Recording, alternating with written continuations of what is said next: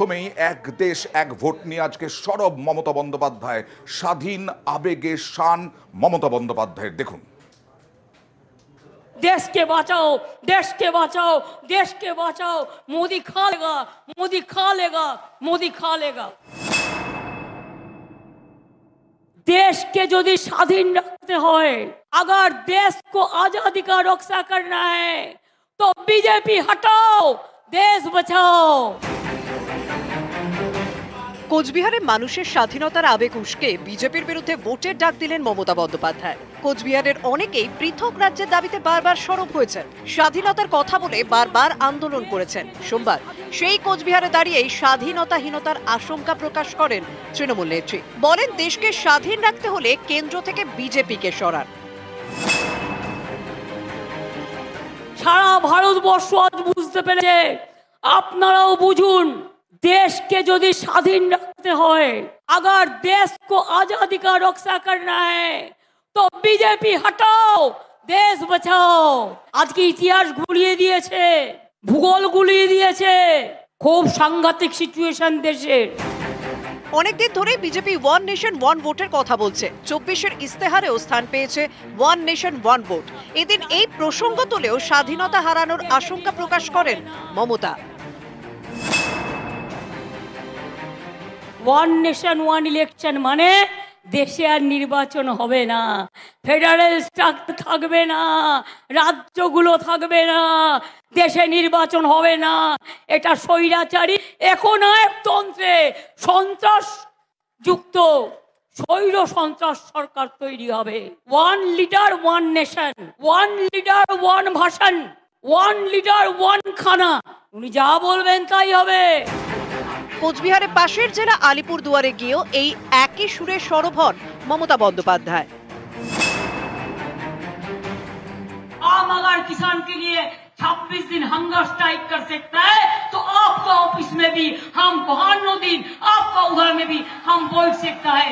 देखता है कितना जेल है, कितना पुलिस है। ये आजादी का लड़ाई है, देश बचाना है, बंगाल बचाना है। अगर ये लड़ाई में आप नहीं लड़ सकते हो तो बीजेपी देश को टुकड़ा टुकड़ा करके बेच दिया है, और भी बेच देंगे। 19 এপ্রিল রাজ্যে প্রথম দফায় ভোট। প্রথম দিন উত্তরবঙ্গের 3 জেলায়, জলপাইগুড়ি, আলিপুরদুয়ার এবং কোচবিহারে। এই 3 জেলা সহ গোটা উত্তরবঙ্গে রাজবংশী ভোট ফ্যাক্টর। কোচবিহারের সভা থেকে এদিন বারবার মমতার গলায় রাজবংশী আবেগ। क्या किया अब राजवंशी के लिए? मैंने तो 200 स्कूल राजवंशी के लिए कर दिया। मैंने 55 वर्मा का यूनिवर्सिटी बना दिया। मैंने राजवंशी भाषा कामतापुरी भाषा का स्वीकृति दिया है। উত্তরবঙ্গে 54টি বিধানসভা আসন, এর মধ্যে 30টি আসনে রাজবংশী ভোট 25%-এর বেশি। 19 লোকসভা ভোটে এই 30টি আসনের মধ্যে বিজেপি এগিয়ে ছিল 25 আসনে, তৃণমূল 5টিতে। 21 বিধানসভা ভোটেও ছবিটা খুব একটা বদলায়নি। বিজেপি জেতে 21টি আসন, তৃণমূল 9টি। এবার সামনে লোকসভা ভোট, এবার কি হবে? এদিন প্রথমে কোচবিহার, পরে আলিপুরদুয়ার সভা থেকে সেই রাজবংশীদের মন ছোঁয়ার চেষ্টা করেন মমতা। বিজেপিকে একটি ভোটও দেবেন না, 5 বছরে কিছু করে নাই। আর না, আর না, বিজেপি আর না। নিউজ 18 বাংলা। আর সংবাদ সংস্থাকে দেওয়া সাক্ষাৎকারে প্রধানমন্ত্রী নরেন্দ্র মোদী এক দেশ এক ভোট। जो व्यक्ति यूएन में जाकर के पहली बार दुनिया की सबसे पुरातन भाषा तमिल भाषा का गुणगान करता हो, किस आधार पर उस व्यक्ति को आप ऐसे आरोप लगा रहे हो? मेरा तो मत है, और मैं जब कपड़े अलग अलग राज्य के पहनता हूं तो उनको ये परेशानी हो रही है। मुसीबत उनकी है कि वो एक सांचे में देश को डालना चाहते हैं। हम तो विविधता की पूजा करते हैं, हम विविधता को सेलिब्रेट करते हैं। और मैं हमको हर एक को कहता हूँ, जैसे हमने कहा कि भाई डॉक्टर बनना है, इंजीनियर बनना, मातृभाषा में क्यों नहीं बन सकता? जब मैं मातृभाषा में डॉक्टर इंजीनियर बनने की बात करता हूँ, मतलब कि मैं मातृभाषा को सेलिब्रेट कर रहा हूँ, उसका महात्मा बढ़ा रहा हूँ।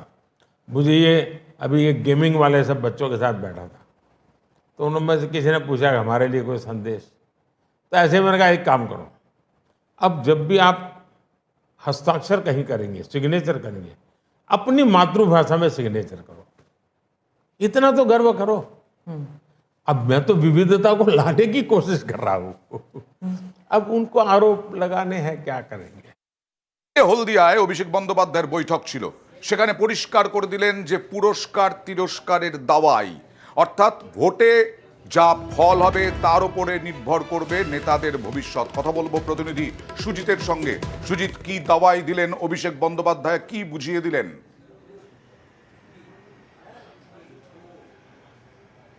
তিনি বুঝিয়ে দিলেন যে তার কাছে খবর আছে পূর্ব মেদিনীপুরের অত্যন্ত একবারে বলা যায় যে মান সম্মানের লড়াই যে আসনে, সেই তমলুক লোকসভা কেন্দ্রের কোন কেন্দ্রে কোথায় কি হচ্ছে, সেখানেই তিনি কিন্তু একবারে স্পষ্ট করে বললেন অয়ন যে নন্দীগ্রাম এবং হলদিয়ার অনৈক্যের কথা।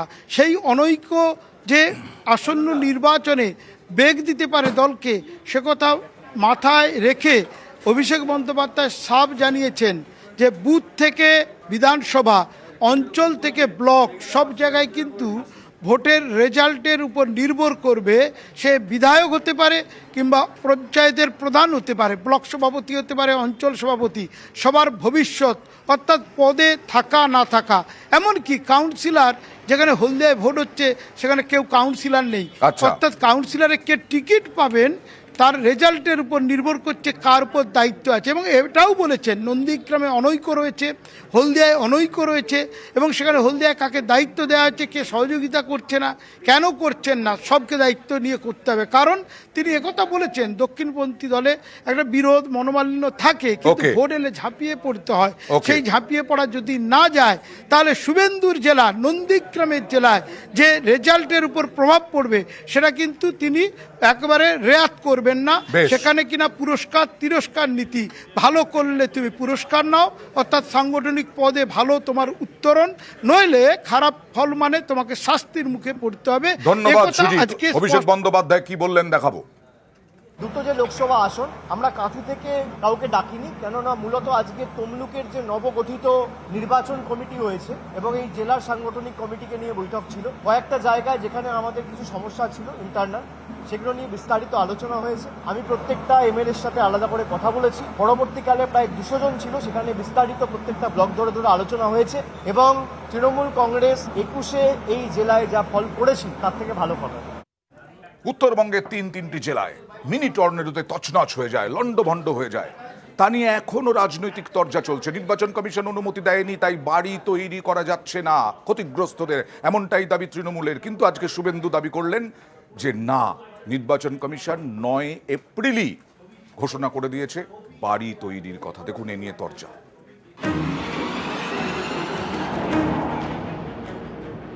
31শে মার্চ ভয়ঙ্কর ঝড় হয় উত্তরবঙ্গের 3 জেলা জলপাইগুড়ি, আলিপুরদুয়ার এবং কোচবিহারে। 4-5 মিনিটের ঝড়ে সব তছনছ। এ নিয়ে রাজ্য রাজনীতিতেও ঝড় ওঠে। 1 মিনিটের ব্যাপার, ওদের বাড়িটা বানানোর জন্য বাংলার বাড়িতে আমাদের যে 1,20,000 টাকা প্রভিশন আছে সেইটা ওদের দিকে দিন। অনেক দিন হয়ে গেল, কিন্তু ওরা বলেছে এক্সিস্টিং যা পলিসি আছে তাই হবে। ড্যামেজ হলে 5,000 টাকা, পুরো নষ্ট হলে 20,000 টাকা, ওইটুকু দিয়ে কি হবে? তৃণমূল দাবি করে দুর্গতদের জন্য বাড়ি তৈরির অনুমতি দেয়নি কমিশন। সেই অনুমতির তোয়াক্কা না করেই ঝড়ে বিধ্বস্তদের বাড়ি তৈরির জন্য টাকা দেবে রাজ্য সরকার। বাংলার বাড়ি প্রকল্পে আমাদের একটা প্রকল্প আছে, পারমিশন করা আছে আগেই। আমার বিরুদ্ধে কেস করলে করো, গরিব লোকদের জন্য কাজ করতে গিয়ে আমায় যদি কেস দাও আমি গর্ববোধ করবো, আমি গর্বিত হব। এ নিয়েই এবার আসরে বিরোধী দলনেতা। সোমবার সোশ্যাল মিডিয়ায় তিনি একটি চিঠি পোস্ট করেন। রাজ্য সরকারের উদ্দেশ্যে কমিশনের চিঠি, তারিখ 9 এপ্রিল। এই চিঠি পোস্ট করে শুভেন্দু অধিকারীর দাবি, 9 এপ্রিলই আর্থিক সাহায্য, বাড়ি তৈরির অনুমতি দেয় নির্বাচন কমিশন। 9 তারিখে পারমিশন পেয়েছে আর 12 তারিখে বাজার গরম করছে। পাল্টা তৃণমূল বলছে কমিশনের চিঠিতে বাড়ি তৈরির কোনো অনুমতিই তো দেওয়া হয়নি। কি টুইট করেছে আগে দেখুন। ইলেকশন কমিশনের যে নোটিফিকেশনটা উনি অ্যাটাচ করেছেন তাতে লেখা রয়েছে যে compensation as per existing rate কি, যদি আংশিকভাবে ক্ষতিগ্রস্ত যারা রয়েছে সেক্ষেত্রে ক্ষতিপূরণ 5,000, আর সম্পূর্ণভাবে ক্ষতিগ্রস্ত যারা সেক্ষেত্রে ক্ষতিপূরণ 20,000। তো নতুন বাড়ির ক্ষেত্রে তো আমি 1,20,000 টাকা দিতে চাই, সেখানে 5,000 আর 20,000 কি হবে? তো আমরা যে দাবিটা করেছিলাম সেই দাবিটা মান্যতা রেখে তারা ইলেকশন কমিশনের হয়ে কথা বলতে গিয়ে এটা সেলফ গোল করেছে, আত্মঘাতী। যে চিঠিটার কথা আপনারা বলছেন সেখানটাতে এদের বিষয়টা দেখবেন, যেটা সিইওর অফিস দিচ্ছে, ব্রিজ অমুক তমুক, এতখানি ব্রিজের কেবল, এতগুলো বাড়ি, ডিটেলসটা কিন্তু লিখেছে সাবজেক্টে। এবার এই সাবজেক্টের বিষয়ে বলছে যে সিইওর চিঠিটা আমরা পাঠাচ্ছি, এই আমরা নির্বাচন ইসিআই এর চিঠি আপনাদের এনক্লোজ করে পাঠাচ্ছি, এটাই আপনারা ধরে নিন। সেখানে এইসব বিষয়গুলো কোথায় আছে আপনারা দেখেন। নিউজ 18 বাংলা। আর অভিষেক বন্দ্যোপাধ্যায়ের পরে এবার রাহুল গান্ধীর কপ্টারে তল্লাশি, এই নিয়েও রাজনীতি গরম। গতকাল অভিষেক বন্দ্যোপাধ্যায়ের কপ্টারে তল্লাশির অভিযোগ আয়কর দফতরের বিরুদ্ধে, আর আজকে নির্বাচন কমিশন তল্লাশি রাহুল গান্ধীর কপ্টারে। অভিষেকের কালকে একটা মিটিং এ যাওয়ার কথা ছিল, হেলিপ্যাডে চলে গিয়ে ইনকাম ট্যাক্স বাবুরা হেলিকপ্টারে নাকি সোনার টাকা নিয়ে আসছে। আমরা করি না, ওটা বিজেপিরা করে। রবিবার বেহালা ফ্লাইং ক্লাবে অভিযান, তৃণমূলের সর্বভারতীয় সাধারণ সম্পাদক অভিষেক বন্দ্যোপাধ্যায়ের হেলিকপ্টারে আয়কর তল্লাশি চলে বলে অভিযোগ। এতে বাংলার রাজনীতিতে জোর শোরগোল। হতাশার বহিঃপ্রকাশ, আরছে জানে কিছু না কিছু করতে হবে। ইনকাম ট্যাক্স, ইডি, সিবিআই তো রোজই রেড করছে। সার্চ করে সারা হেলিকপ্টার যখন তন্ন তন্ন করে খুঁজে যখন কিছু পায়নি, এমনকি 10 পয়সা রিকভারি হয়নি, তখন বলেছে আমরা উঠতে দেবো না। এই যে ইন্টিমিডেশন, এটা ক্রিমিনাল অফেন্স। আমরা ইলেকশন কমিশনকেও কমপ্লেন করেছি এবং আমরা আইনত এটা টেক আপ করবো। অভিষেক বন্দ্যোপাধ্যায়ের হেলিকপ্টারে তল্লাশির অভিযোগে রবিবারই সরব হয় তৃণমূল। সোমবারও কপ্টার ইস্যুতে হাওয়া গরম। অভিষেকের হলদিয়া সফরের আগে এদিন কপ্টারে নজরদারি চালায় কমিশন। বেহালা ফ্লাইং ক্লাবে যায় কমিশনের 3 সদস্যের প্রতিনিধি দল। আমাদেরকে বলা হয়েছে যে আপনি গিয়ে ওখানে গিয়ে দাঁড়িয়ে থাকবেন, কালকে একটা প্রবলেম হয়েছিল, আপনি ওখানে গিয়ে দাঁড়িয়ে থাকবেন বাইরে। কপ্টারের তল্লাশির বিষয়টি স্বীকার করে নিয়েছে কমিশন। তাদের দাবি, অভিষেক বন্দ্যোপাধ্যায়ের কপ্টারে রুটিন তল্লাশি হয়েছে।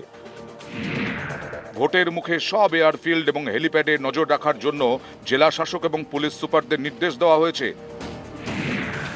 আকাশপথে পাচার রুখতে সরকারি এবং বেসরকারি সব এয়ারফিল্ডে তল্লাশি চালানো হচ্ছে।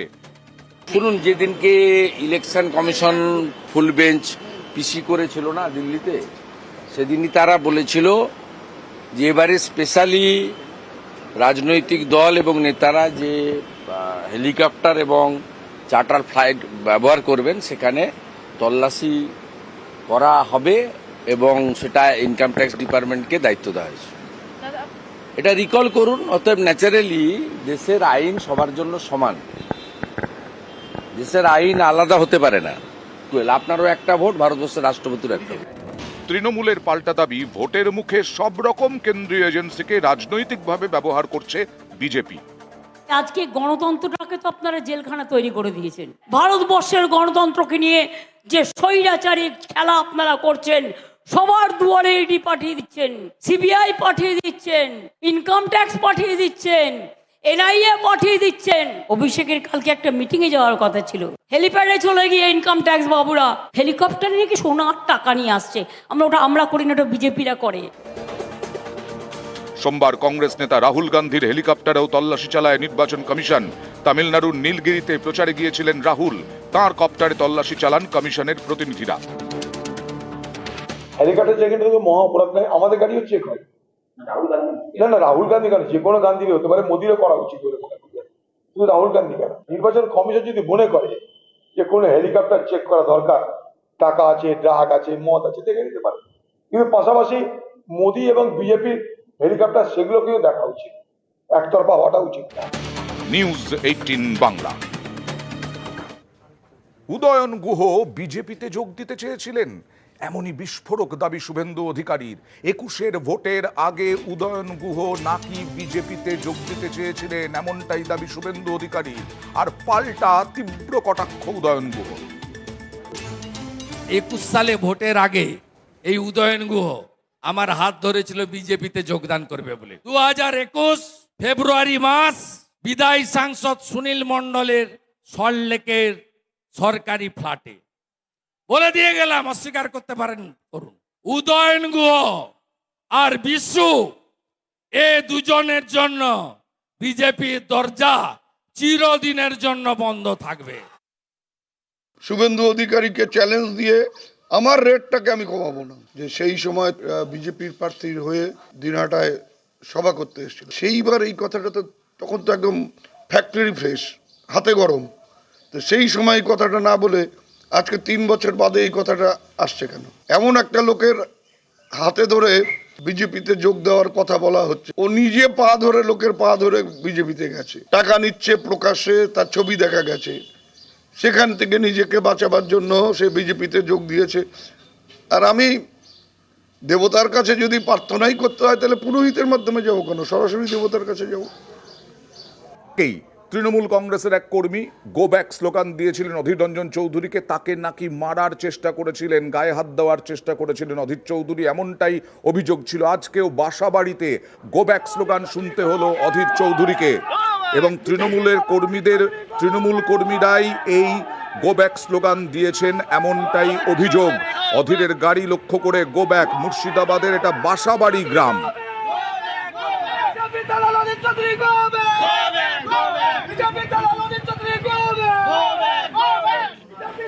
जब हाथी चले बाजार तो कुत्ता भूखे हजार। রাস্তার পাশে দাঁড়িয়ে যদি গো ব্যাক করে আমি আর কি করতে পারি? তৃণমূলের অসভ্যতাটা করবে, আমাকে আগেও করেছে, এটাই তৃণমূলের ক্যারেক্টার।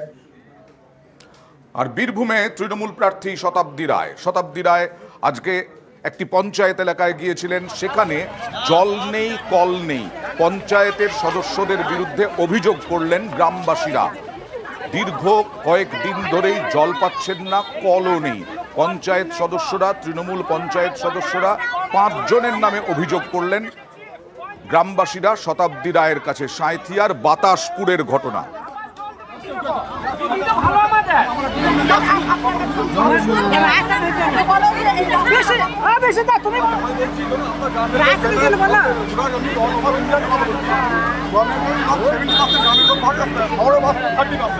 সেখানে আমরা যত ডেভেলপ করে শুধু শহর বলতে গ্রাম করলে আমরা বঞ্চিত, গাড়ি চাপে ভোট দেয় না, অথচ গ্রামের লোক ভোট দিচ্ছিল। যত গ্রামগুলো একটা অ্যাম্বুলেন্স দিলেন, একটা পদ বাঁচিয়ে দিয়ে দিলেন, ছেড়ে দিলেন, রাস্তাতে জল পায় না, পানীয় জল পায় না। মেম্বার শুনুন, আমি বলি মেম্বার আমরা খেতে গিয়ে ভোট করি, ঠিক আছে? মেম্বার নিমন্ত্রণ করে যাচ্ছে, আসবে এখানকার, তাহলে আমাদের খেতে গিয়ে ভোট করি না, আমরা কি লাভ? আমাদের সঙ্গে ভালো ব্যবহার করলো, আমাদের সঙ্গে সবকিছু মানে ওরা করলো, এখন ভোট পড়িয়ে গেলে আমাদের না মুখে শুধু না আরে কেমন আছে, তাহলে আর ভোট করতে মন হবে? মেম্বাররা 5 জন আছে, 5 জন খুব দুষ্ট লোক। বলেছি যেমন আপনি 70% লোক গ্রামে বাস করে, অথচ আপনার 30% লোক 40% লোক টাউনে বাস করে, গ্রামের লোকগুলো ভোট দেয় বলে আপনি জিতেন, অথচ গ্রামগুলো বঞ্চিত, অথচ বুড়াচু সাঁইতা এগুলোকে আমরা ডেভেলপ করেন। আমাদের পানীয় জলের এখন গ্রামের এখন তো সুন্দর রাস্তা হয়নি। কাকে দাঁড় করেছিলেন? আমরা আবেদন জানাইলাম যে আমাদের দিদি আমাদের এইসব কাজ হয় না, আমাদের এইসব কাজের জন্য আমরা অভিযোগ করি। কি বললো উনি? ও বললে সব কিছু করবো। বাঁকুড়ায় রাস্তা নিয়ে বিতর্ক। জনবসতিপূর্ণ এলাকায় রাস্তা তৈরি হয়নি, হয়েছে ঘন জঙ্গলের মধ্যে। রহস্যটা কি দেখুন।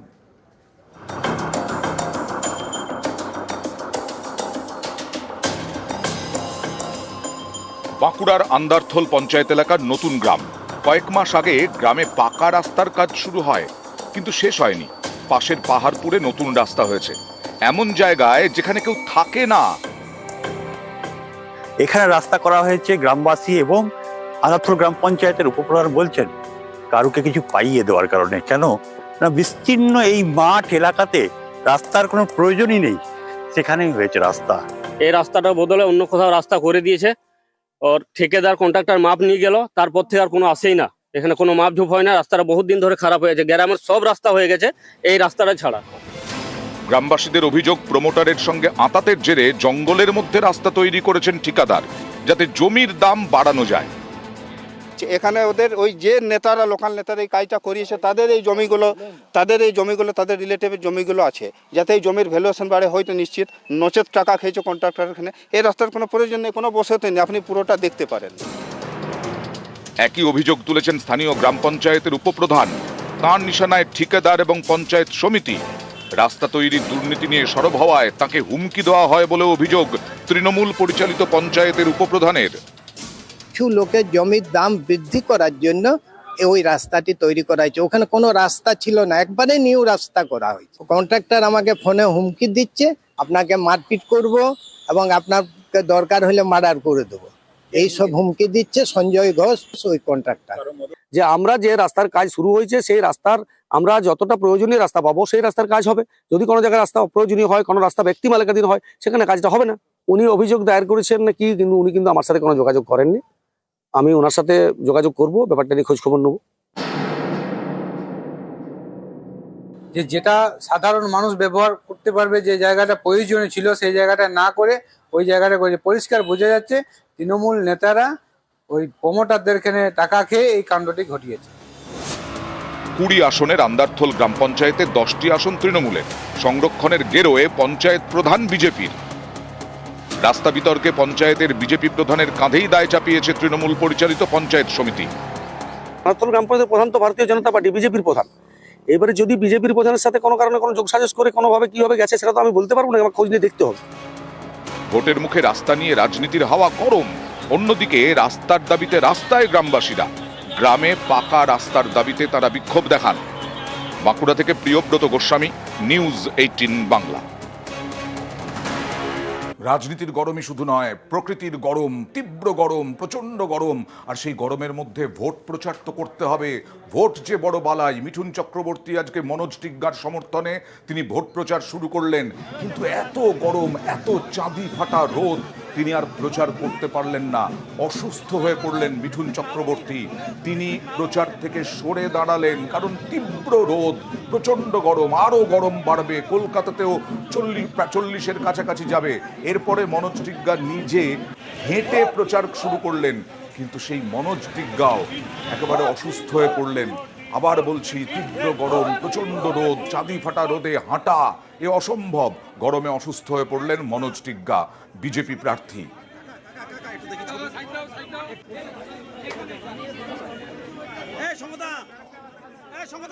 মিঠুনদা ডিআরএম অফিস থেকে চব্বিশের একটু আগ পর্যন্ত করেছেন।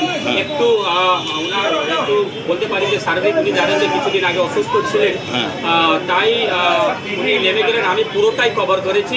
উনিও ছোট গাড়ি নিয়ে পুরো চৌপতি অব্দি কভার করেছেন। হয়তো সে ভ্যানে ছিলেন না, কিন্তু ওনার তো ছোট গাড়ি ছিল, সে গাড়ি নিয়ে পুরো চৌপতি অব্দি উনি কভার করেছেন।